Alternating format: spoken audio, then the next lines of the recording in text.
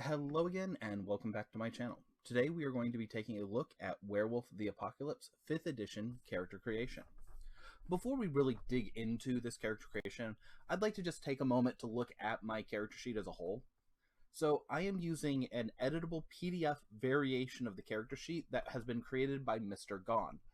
Link will be in the description below, but I just wanted to kind of go through this first so that we can see where everything is on my character sheet, and you can take a look at your character sheets and see where the sections are. Especially if you're using the character sheet in the back of the book, you will notice that there are some creative choices about where different sections are. For example, my form section is on the first page. My tenets and band section has been removed from touchstones. Just a lot of different things in different places. But if we take time to figure out where everything is, now it'll help people not get lost later. So now that we've gone ahead and done that, you can go ahead and pause to just double check if you need to. Let's go ahead and dig into the actual character creation. All right. First off, let's go ahead and start at the beginning of the first page, up here in the Info tab. So we are going to do what I would call an L7 character creation for the info. So that means we are going to start name, chronicle, concept, and then auspice, tribe, patron. So starting off, the name is going to be Fred. I like the name Fred. It's a good name. For chronicle, chronicle's just a fancy word for the campaign. So your storyteller will tell you what your chronicle is, and you might just not use a chronicle, in fact. But this chronicle, for my character, is going to be YouTube character creation, because it's part of my YouTube character creation series. Now for concept, a concept is a rough idea of what you want your character to do and be. So, as you put in whatever concept you want, when we go to attributes and skills, if you're not sure what you want, we can refer to the concept to see what we're building. I'm going to go with the concept of a failed boxer. The reason for this is plain and simple. I'm wanting somebody who is a physical combative, and I think as a failed boxer, we can really go for that. Something along the lines of he had a chance for a championship bout, but due to werewolf shenanigans, possibly his first shift, he isn't able to fight anymore. So that's going to be the concept as we build in later. Next up, we are going to do the 7, Auspice Tribe Patron. Now, if we open up the Auspice a bit, you'll be able to see that you can choose between a Ragabash, a Theurge, a Philodox, a Galliard, or an Arun. Now, this is the part where I'm going to remind you that I'm actually building a character, and I'm guiding you through me building a character. I'm not going to tell you what all of these do. You could use the core rulebook if you want to know what anything does, and there are online resources that I don't think I'm allowed to say because I don't want them to get taken down, but I know there are online resources that exist if you don't have the books. That being said, for this character, I am going to go with an Arun, and for the clans, I've actually chosen to go with a Glasswalker. This leads us straight into our patron. The patron for the Glasswalkers is the Spider Spirit. Now, we're going to go ahead and go into our attributes. But real quick, I would like to make note that the attributes and skills are separated into 3 pillars. The physical pillar, the social pillar, and the mental pillar. In attributes particularly, these are also separated into 3 columns. You have your top column, the power column, the middle column is flexibility, and then your final column is endurance. So strength is obviously your physical power. Dexterity is how physically flexible you are, and stamina is how much physical endurance you have. As you can see, this kind of continues onwards. Charisma and intelligence are both the power stats for their column.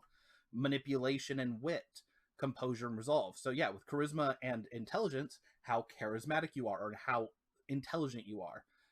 Manipulation is a flexibility, just like being quick-witted. And composure, keeping your composure and staying result are very endurance themed. Now, let's go ahead and build onto our attributes. So, this part is going to sound a little bit confusing, so just kind of bear with me for a second. When you're building your attributes, you will have 1 4 dot, 3 3 dots, 4 2 dots, and 1 1 dot. That sounds super confusing if you don't know what it's talking about. So I'd like you to instead think about it combined but reversed. So there are 9 single dots, 8 2 dots, 4 3 dots, and 1 4 dot. Now I know that's only a little bit less confusing, and probably not, but if you think about it this way, we'll go ahead and build up this, and I'll let you see what I'm talking about. So 9 1 dots. Well, we have 9 stats here, so everything gets a single point. And there you go. We've already got the first one done. Now we have 8 2 dots. So, oh, missed dexterity. We just get to choose one of these, and it doesn't get a promotion. So we're physical. We're a boxer. We got to be physical. Those all get promoted. The Glasswalkers are an intelligence and like a high mental clan or tribe. So we're going to go ahead and bump those up. So that means we just got to pick one of the socials. Now, for reasons I'll go into a little later, I think I'm going to take manipulation as the 1 dot. So we're going to bump up composure and charisma, manipulation staying at the bottom. Now, with this, we then get to step into 4 3 dots. And just like before, obviously, first guess is physical is going to get all 3 promotions. So we got 1 more. Now, a thing we can do is we can even out our socials and mentals by putting 1 on charisma or composure. That'll give us 6 social and 6 mental. But instead, I'm going to go ahead and take intelligence. This will give me a weak social, a pretty strong mental, but a very strong physical. And yeah, from here, I think we can all agree as a boxer, your max stat should definitely be strength. Moving on, we have our skills. Now, in the book, it'll tell you to pick an array. You have the Jack of all trades array, the balanced array, and the specialist array. Jack of all trades gives you 1 3-point, 8 2-points, and 10 1-point skills. Balanced gives you 3 3-points, 5 2-points, and 7 1-point skills. And specialist will give you 1 4-point skill, and then 3 3s, 3 2s, and 3 1-point skills. Now, one thing you don't have to worry about this is your total expenditure, because these all give you 120 experience points. You don't have to worry about, oh, which one should I take for the power gaming concept? They're all equal at the end of the day. And because of that, I'm going to go with specialist for this, because it has the least number of total dots. So, with 3 1s, 3 2s, 3 3s, and 1 4, that'll give us a total of 10 1 dots, 7 2 dots, 4 3 dots, and 1 4 dot. So, let's go ahead and build into our skills.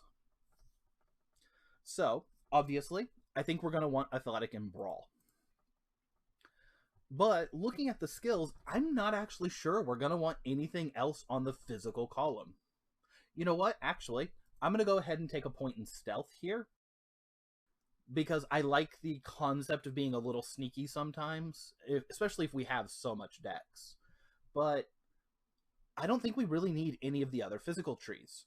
Now, one thing to note in the World of Darkness system is that melee is attacks you make with a weapon, where brawl is attacks you make with your body.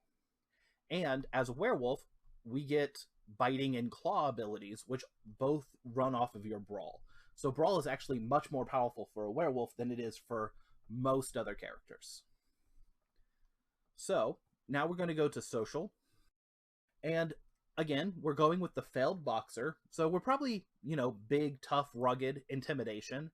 And I think we need insight so we can kind of see what's going on in the situation. But I really don't see any other skill really speaking to me for something that a boxer would take. So we'll go ahead and just jump on over to mental. And as a boxer, we want awareness.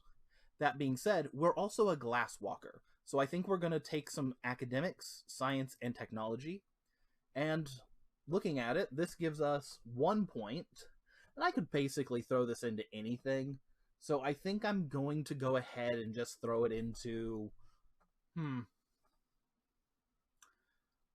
I think I'm going to go ahead and throw it into occult. Just some minor magic knowledge.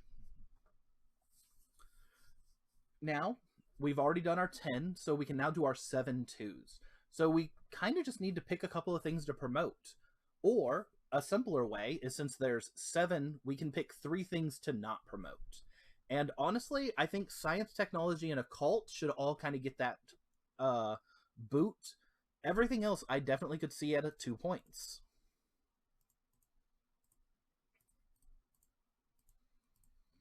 Again, we're going to go ahead and step from 7 twos to 4 threes. So now we got to kind of think a little bit. Obviously, we're going to want athletics and brawl at 3. And I'm thinking we're going to go with intimidation and academics. We don't have a lot of social power, so just kind of being able to go strength intimidation, if our storyteller will let us, will give us the ability to kind of influence social interactions that we don't generally have any power in. And just academics is kind of one of those things that's nice to have.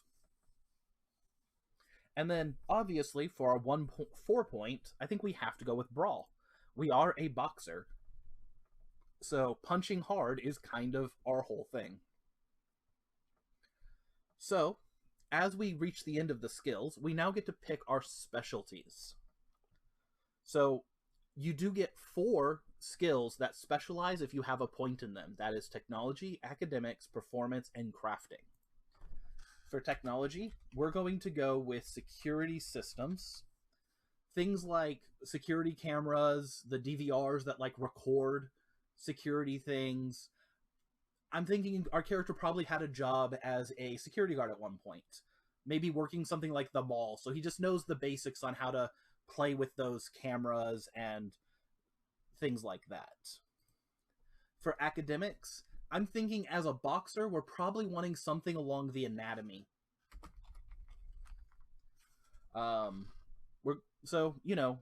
Learning how the body works, going for joints and nerve endings so that you can kind of knock somebody's like lights out, knock them to some senses, I think really kind of fits into the concept of a boxer. Now, we could get a free point in performance or in crafting, but as we have no points in those skills, we don't actually get those. But at the end of the day, you do get 1 specialty in any field that you want, and I think we're going to go ahead and take brawling, and we're just going to go with punch. As a boxer, so whenever you go to punch somebody as a boxer, we get to add our 4 points from strength, our 4 points from brawl, and then +1 from our specialty in brawl. And yeah, I think that kind of fills us out pretty well on skills. Next, we're going to go to advantages, which is actually taking us to the 2nd page. So, as we look here, advantages will actually give us 3 different chunks that we need to do. You have backgrounds, merits, and flaws. So, with advantages, we will get 7 points positive and 2 points negative. So, there are a lot of backgrounds and merits that are available in the book, and the book kind of leads you to the idea that you should be also homebrewing advantages with your storyteller. So do feel free to try to like throw things like, hey, I want to be able to do this, or I want to be able to do that. And the storyteller can try to work with them. In fact, one of the most powerful is already in the book, and that is resources.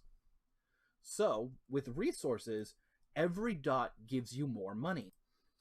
So with resources, 1 dot will put you at like lower income. You work at like a McDonald's type of thing. 2 dots is middle income. You know, you're starting to get to like management sectors. 3 dots is high income. You know, you're making over 100 grand a year. 4 dots is wealthy. You know, you're working at the, you know, hundreds of thousands of dollars, possibly in the low millions a year. And then at 5 dots, you're ultra rich.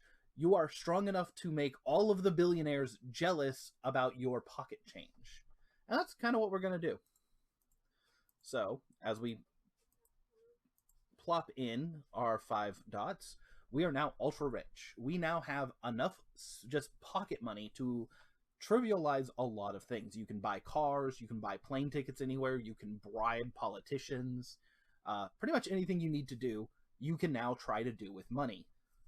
And this could be very useful because depending on how there are formulas in the book, but depending on how your storyteller wants to run it and how I generally run it is, you basically just kind of go, hey, resource plus an attribute. So usually manipulation or charisma, and then money. And there you go. That's 7 dots. That kind of invalidates most of the socials. For merits, I'm going to go ahead and go with looks. I'm going to go ahead and just put my other 2 dots into my looks, and this will give me the look upgrade called Beautiful. It'll give me a +1 in my social dice whenever it comes to things that involve my face. So I'm pretty, people like me. And this will kind of make up a little bit for the fact that, well, my social stats are pretty piss poor. For flaws, I'm going to go ahead and take Moonthral. Moonthral is a 2-point flaw, so it uses up both of our negative points. And the restriction of Moonthral is every night when you first see the moon, you are forced to transform. So you are forced to transform either into Hispo or Glabro. This is one of those things that if you do this in front of somebody, if you grow 1.5 feet, or if you become the size of a car, like a dog the size of a car in front of a person, you're going to have a bad day. But you can kind of, set an alarm on your watch to know when the moon's going to come out, so you can try to prepare for it. It's one of those things that you can kind of manage. But one thing that's really nice about flaws is you'll notice that there are flaws, there's a very large number of flaws. I took look. There is an ugly flaw and a repulsive flaw on top of that. I took resources, and there is a destitute, which is the opposite. So most of the merits, or most of the advantages, will have a flaw attached to them. So you can kind of just pick things you're good at and things you want and things you don't. Next up, we're going to go ahead and bounce over to Renown. Now, Renown is pretty simple. You get 2 points of Renown from your patron deity, or patron spirit, not deity. Ours is the Spider, which is a wisdom spirit. And you then get 1 point that you can choose for either of the others. We're going to take a point in glory. So, Renown is really good because the maximum number of Renown you have actually allows you to buy new gifts. So, if I was to say, get a point of honor, I do something really honorable, or I purchase it with experience points, I would then have 4 points of Renown, which would actually allow me to purchase a gift that has a 4 Renown requirement. But for now, we are new characters. We only have the starting 3. As for gifts, however, we do get 3 gifts to start with. You get a native gift, which is just all werewolves have access to this. You get an auspice gift, which is restricted to your auspice. And you get a tribe gift, which is restricted to your tribe. You then get a right. So we're going to go ahead and go through. I'm going to go ahead and put the name of the gift, the pool it uses, its cost, and then its page number. I'm going to say a little thing about what it does, but I'm not going to try writing notes in a video. That's gonna cause problems. So first off, we're going to take numbral senses for our native gift. Numbral sense is an intelligence and wisdom roll, and it costs 1 willpower to use, and it can be found on page 147 Be nice if I actually turned on my numlock. What Numbral Sense will allow me to do is both see and interact with spirits if I'm in the material plane, or if I'm in the umbral plane, I could see and interact things that are on the material plane. The next thing I'm going to take is Rapid Shift. This is a Dex and Glory ability. It does not actually have a cost of its own because it uses the cost attributed to your shifting already. So as you can see here, like going to Glabro costs 1 rage check, Krynos is 2 rage checks. And if I'm able to succeed in that check, it allows me to shift as a free action instead of a minor action, which can allow me to kind of do a couple of different things in my turn instead of wasting one of my actions shifting. And the information for this can be found on page 162. Next, for my tribal gift, I'm actually going to take Skinbind. This has no roll, and it has no, correction, it has a cost. It costs 1 will. That ability, Skinbind, allows me to adhere an object to my skin as a tattoo. Putting an object onto my skin costs 1 turn, like the whole turn, and drawing it is a minor action. Right? So this can be found on page 171. I believe skin binding has a requirement. It's something like my wisdom. Like, so the amount of wisdom I have is the amount of items I can store. However, this actually goes really well with rapid shifting. So I could do something like, let's say, store a... I mean, this character doesn't have firearms, but you could store a gun in one of your tattoos. Using rapid shift, you could free action turn to a form with hands and then draw that gun as a minor action, instead of minor action, transform, and then another minor action, which would then be your action to draw. Now for rights, I am going to go with the right of dedication. This doesn't have a role associated or a cost. It just kind of, you got to have like 20 minutes with your friends to go do a ritual and a dance. But this will give me a uniform that I can wear that will survive shape-shifting, and if I'm wearing it, I can enter the spirit or the umbra with it while wearing it. If I enter animal forms, I am not naked when I shift back into human forms. It's always useful to have somebody who has this, even though it's not the most glamorous of abilities. And it can be found on page 183. Now, moving on, we're going to go ahead and hit our touchstones. Touchstones in 5th edition, for all World of Darkness, are a mechanic that involves tying your character to an NPC. By tying your character to an NPC, you can gain benefits by spending time with them, but also that NPC's existence can dictate how the game works with you. Them being harmed or damaged can hurt you. We're going to go ahead and pick... I'm going to go with Joe. His name's going to be Joe. In fact, his name's going to be Ice Cream Joe. He owns an ice cream truck. And when I was 12, he gave me my first job.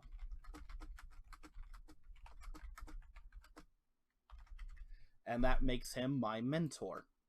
Now, I'm not going with the advantage mentor, so I can't, like, call upon him, but just our relationship is, he has that, like, he was my first boss, we're friends, he's the person I go to for wisdom. So, this is my touchstone, Ice Cream Joe. If I'm in trouble, I can go confide in Ice Cream Joe, but at the same time, the storyteller can attack Ice Cream Joe and cause me pain. Now, at the bottom here, we have another tab that should have been done earlier if you're following along in the book, but I actually put this to the side just because it's a little bit tricky to do World of Darkness health and mana pools. So let's go ahead and just drop onto health. Health is stamina plus 3. And as you might remember, our stamina is 3. So that will give us 6. Since we're going to be zoomed in down to this corner, I'm going to also grab my willpower, which is composure plus resolve. That will give me 4. So one of the problems with just marking these is that there are 2 types of damage in the World of Darkness. You have a single dash, which marks superficial damage, and you have an X, which marks aggravated damage. So superficial damage is generally considered things like a bruise, or aggravated damage is usually considered things like a broken bone.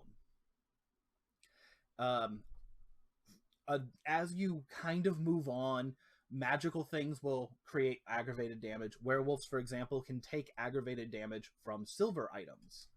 But the best way to think about them in human terms is if you get punched and it leaves a bruise, that's superficial. If you get punched and it breaks your bone, that's aggravated. So as you fill up your health pool with superficial damage, it will then turn back around once it's maxed out, and your superficials start to become aggravated. Because if you keep getting punched, after a while that bone is going to break. Because of this, we can't just put marks in the health that we have. So instead, what we do is we mark the health we don't have. And we're going to do this again with willpower as well.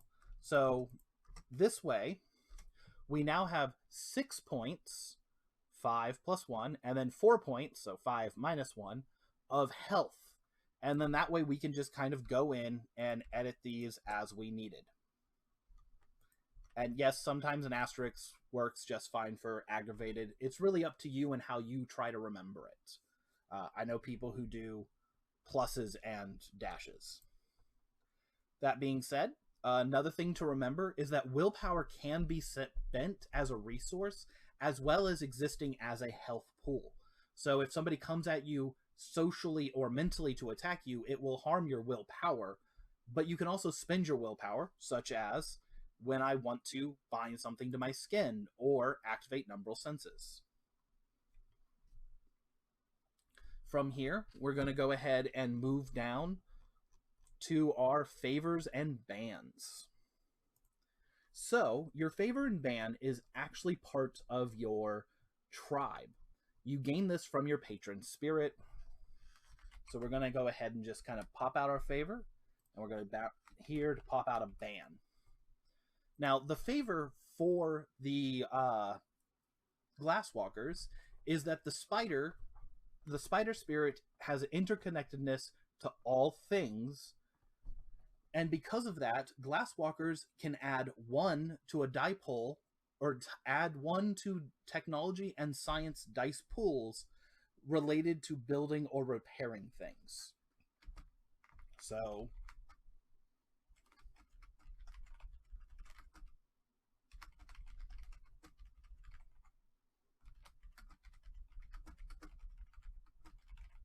simple enough, you add 1 to technology or science to build things. Now, do note that because it's +1 to technology, if I'm trying to repair a security system, let's say somebody broke a security camera or broke the DVR with it, and I want to repair that, I would get let's say intelligence for 3 dice, technology for 1 dice, technology specializing security systems for a specialty dice, and then a favor dice to repair a technology thing, which would give me 6 dice instead of the 4 it looks like I would normally just get. And as for the ban for the Glasswalkers is that the spider has an extensive brood of kindred spirits and forbids you from harming any of them. If a Glasswalker destroys a complex machine, such as a vehicle, a computer, or assembly equipment, they can only recover a single willpower point at the start of next session instead of their composure or resolve. Now, for Fred, that's not that big a deal because his composure and resolve are kind of shit, but simple enough. Don't harm, we'll call it complex machines. Do not harm complex machines. Plain, simple, shorthand. As we move on, you'll notice we also have Chronicle Tenants.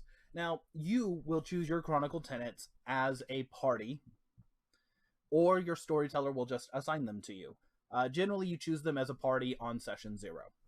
Chronicle Tenants are generally things that are, you know, kind of the bylaws for your party. So you'll get things like, listen to your elders, don't harm the earth, and let's think of a good one.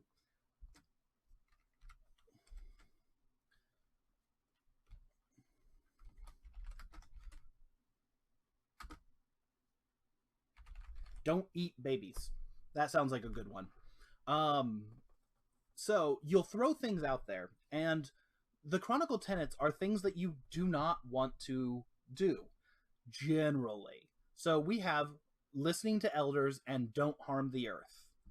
Well, sometimes the elder might tell you to do something that you think will harm the earth. And then that will allow you to basically have to break one of your tenets to follow a tenet. Or you might just say, hey, you know what? I'm going to listen to this. I'm supposed to listen to this elder, but he's kind of being a dick, so I'm going to ignore him. So breaking tenets is something you are allowed to do. These aren't, like, you don't want to choose a Chronicle tenet that is a, hey, this will get you banned from our table, like, you know, don't commit war crimes. You want Chronicle tenets that are like, yeah, we totally shouldn't slaughter villagers. But, like, you know, the occasional villager might get slaughtered from time to time. Whoops. And this will kind of lead us into Hirano and Hoglosk. Now, you don't have to do anything with these in character creation, but I just kind of want to go over them because they're pretty much a new mechanic for 5th edition. Or for 5th edition Werewolf, I should say. So, we have Hirano, which is kind of like your magical depression. If your touchstone gets harmed, it could cause you to lose faith in the fight, causing points of Hirano to build.